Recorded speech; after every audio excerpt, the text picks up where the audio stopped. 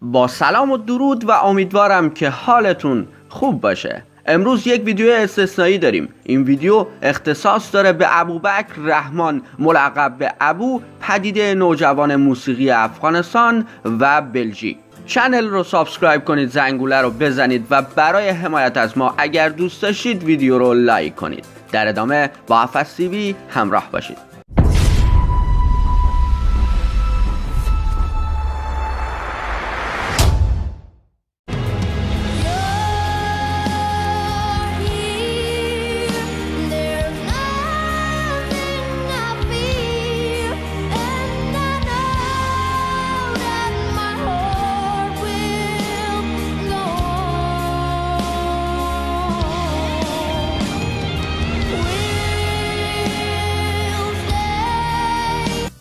از طریق ارتباطی که با پدر گرامی ابو جان داشتیم تونستیم خلاصه ای از زندگی نامه ابو رو برای شما آماده کنیم، اما در آینده نزدیک امیدواریم که بتونیم مصاحبه اختصاصی رو هم انجام بدیم.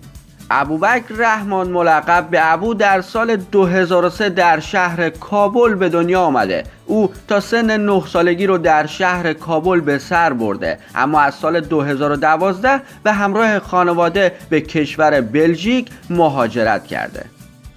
Hi everybody, salam bana. And I'm thinking about how we both fall in love in mysterious ways. Maybe just a touch of a hand. Or me, I fall in love with you every single day. And I just wanna tell you I am. جالبه بدونید که ابو در سال 2016 در یکی از پروگرام‌های مکتب خودش آواز خواند که بسیار مورد تشویق قرار گرفت و بعد از اون فعالیت‌های خودش رو در این عرصه گسترش داد و در سال 2017 در برنامه تلویزیونی The Voice Kids کشور بلژیک شرکت کرد که تونست در اونجا بسیار خوش بدرخشه و نامی رو برای خودش دست و پا کنه. And I swear you moved overseas. That's what you said when you left me. You still look like a movie. You still sound like a song. My God, it reminds me of when we were young.